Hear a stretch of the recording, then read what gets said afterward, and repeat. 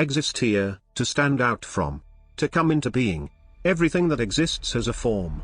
Our thoughts exist, our feelings exist, our external world exists, we can say for sure, but all that truly exists is impermanent. It comes and goes. What does not come and go is awareness, or the awareness of ourselves. It has no form. You could say then, I am aware. I am being. You have never experienced the disappearance of yourself. Your being is ever present. Never has there been the absence of yourself. It has no objective qualities. Only something that exists appears. We never experience our appearance. We never experienced our birth. We did not see ourselves be born. So, you are without birth, you are without death. We will never witness ourselves separately like some doppelganger of yourself experiencing this thing called death. As if we switch camera angles somehow during death and disappear into nothingness. I am aware that those things come and go. Yet, I find no limits in myself. If I cannot be birthed, if I cannot die, I am infinite, eternal, deathless, ever present. I know that I am here, right now. I've always known that. Does God exist? Yes, and no. God exists. But how?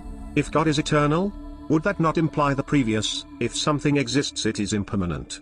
Therefore God is finite. Blasphemy. So we would say, God is like our awareness. The image of God is existential, it comes out of our experience. It goes.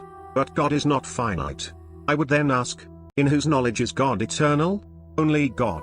If I don't know God, this entity that appears separate from me that you refer to yourself as you, cannot know God. I am not entirely sure at this point if I know you and God are the same.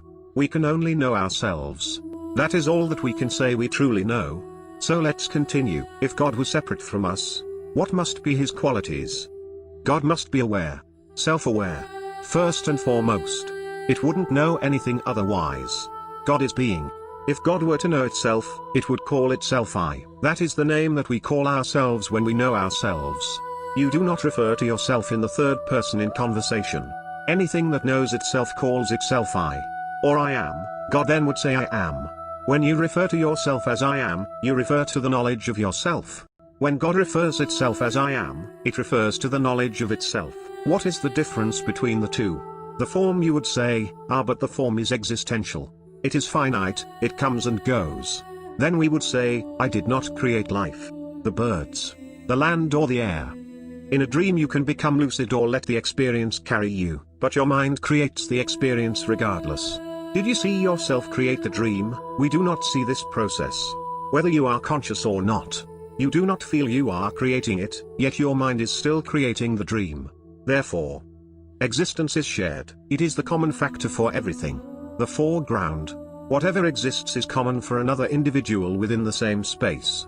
The stars, planets, etc. So if everything is shared, all objects emerge and exist out of the same source, the same being. It shares the same existence. All things came out of something. In other words, being lends itself to everything that exists. You, yourself, as a collection of feelings, thoughts and emotions, borrows its existence from a single being. An infinite source. I, is the only thing that holds no form, no limits. It is unlimited and infinite. We all refer to ourselves as I, but how many infinite beings can there be? Just one. Something that is infinite in quality has an essence of unity, of oneness. All things exist inside it. Could the knowledge I am refer to the spark of God shining inside you? It must be God's presence. Buildings do not have their own space, they occupy a single space. There is only one space. In saying I am God, I am saying that I am eternal, without limits, infinite. In saying this, it is the I am, that knows that I am. To say I am God, seems arrogant. In truth it may also be limiting. We are not an image, that is existential. To say I am a person is really blasphemous. To say I am a person is to deny the presence of God. To think ourselves as a separate entity from God, is to say that God is finite. And if each of us is finite, there cannot be anything called infinity. We are denying possibility itself. We are denying God's presence.